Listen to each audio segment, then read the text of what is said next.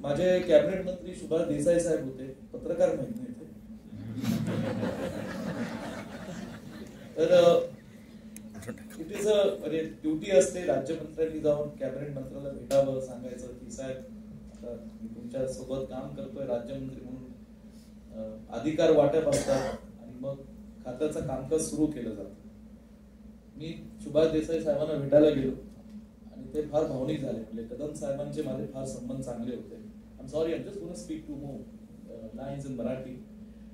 आणि विश्वजित, मराठी भाषा एक अत्यंत चांगलं आणि ताकदीचं खातं आहे आणि सगळी जबाबदारी तू सांभाळ, असं ते मला म्हणाले.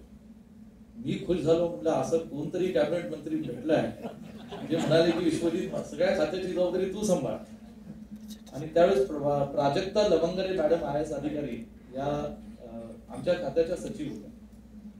मी उत्साहाने माझ्या कॅबिनेटमध्ये परत गेलो मंत्रालयामध्ये. मी म्हणलं माझ्या PS ला प्राजक्ता लवंगरे मॅडमला बोलवा, सचिवांना बोलवा, आपल्याला खात्याची मीटिंग घ्यायची. सगळे अधिकारी आले, बसले. म्हणलं आता आपण मराठी भाषेला अभिजात दर्जा त्यावेळेस प्राप्त नव्हता. ती धडपड आमची राज्य सरकारकडून सगळ्यांची चालू होती. आणि म्हणलं आता सुरू करूयात. मॅडम म्हणलं आपल्याला सांस्कृतिक कार्यक्रम किंवा काय काय करतायत, साहित्य मराठीचं असेल, इतर काय करतायत आपण. म्हणलं सर खूप काय करताय. म्हणलं बरं, म्हणलं बजेट किती आहे. सर 5 कोटी.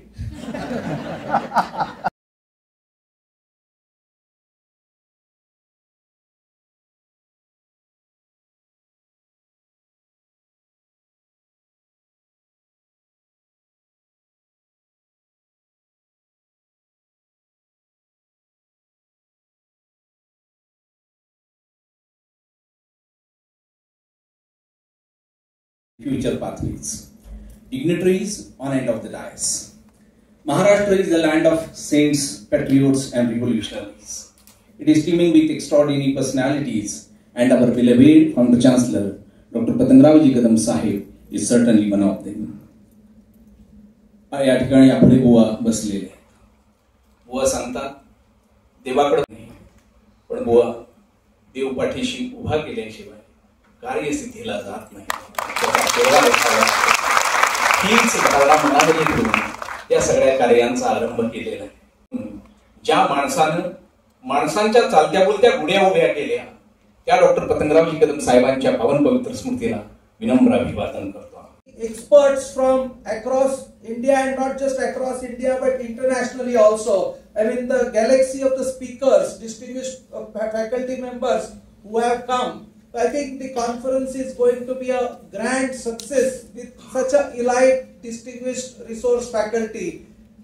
Our honorable founder, Patangrav Kadam Sahib, always used to. मैं संस्कृत को बहुत प्राधान्यता देना आवश्यक समझता हूँ, क्योंकि संस्कृत के बिना इंडियन नॉलेज सिस्टम नहीं है.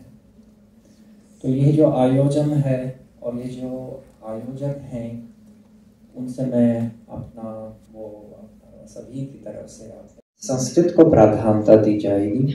और मैं इनके संस्था और हर प्रकार के विद्या में, मीमांसा में भी, व्याकरण में भी, सांख्य योग में भी, सभी इस त्रिपुटी से अलग नहीं होता है. आयुर्वेद भी, क्योंकि हम हमेशा जो ज्ञात्र है और जो कर्तृ है, जो सब्जेक्ट, जो इस पूरा आधार है, उसको भूलना नहीं चाहिए. As the education system in India is in state of transition, in fact India itself is in state of transition. We have set the target for next 25 years that the developing India needs to be converted into a developed India. In the same manner, the education has achieved the focal point.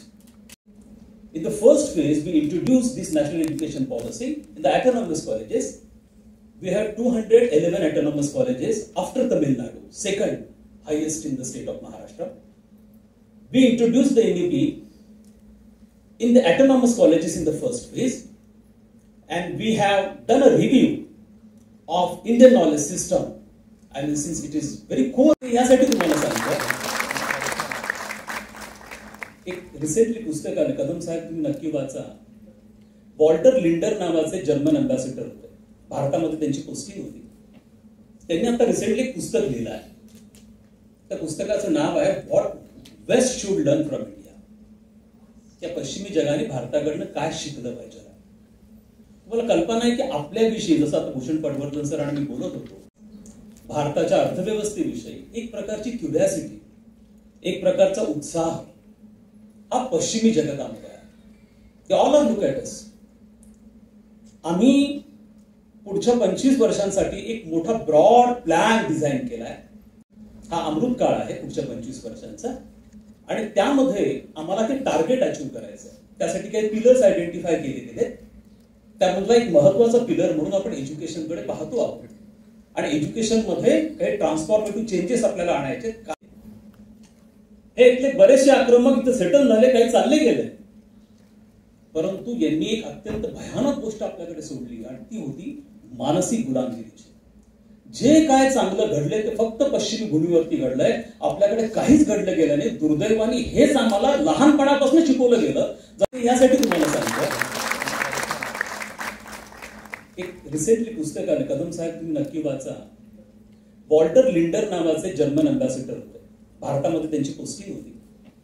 त्यांनी आता recently एक पुस्तक लिहिलं आहे. त्या पुस्तकाचं नाव आहे what West should learn from India. त्या पश्चिमी जगाने भारताकडनं काय शिकलं पाहिजे. तुम्हाला कल्पना आहे की आपल्याविषयी, जसं आता भूषण पटवर्धन सर आणि मी बोलत होतो, भारताच्या अर्थव्यवस्थेविषयी एक प्रकारची क्युरिओसिटी, एक प्रकारचा उत्साह हा पश्चिमी जगतामध्ये आहे. They all are look at us. आम्ही पुढच्या 25 वर्षांसाठी एक मोठा ब्रॉड प्लॅन डिझाईन केलाय. हा अमृत काळ आहे पुढच्या 25 वर्षांचा, आणि त्यामध्ये आम्हाला ते टार्गेट अचीव्ह करायचं आहे. त्यासाठी काही पिलर्स आयडेंटिफाय केले गेले. त्यामधला एक महत्वाचा पिलर म्हणून आपण एज्युकेशनकडे पाहतो आहोत, आणि एज्युकेशनमध्ये काही ट्रान्सफॉर्मेटिव्ह चेंजेस आपल्याला आणायचे. हे इथले बरेचसे आक्रमक इथं सेटल झाले, काही चालले गेले, परंतु यांनी एक अत्यंत भयानक गोष्ट आपल्याकडे सोडली, आणि ती होती मानसिक गुलामगिरीची. जे काय चांगलं घडलंय ते फक्त पश्चिमी भूमीवरती घडलंय. आपल्याकडे काहीच घडलं गेलं नाही. दुर्दैवाने हेच आम्हाला लहानपणापासून शिकवलं गेलं. शिक्षक हा कोणत्याही व्हीआयपीच्या यादीमध्ये दिसणार नाही. जगामध्ये जे विकसित देश झालेले त्यांनी शिक्षकांना सगळ्यात पहिले अग्रक्रम दिलेला आहे.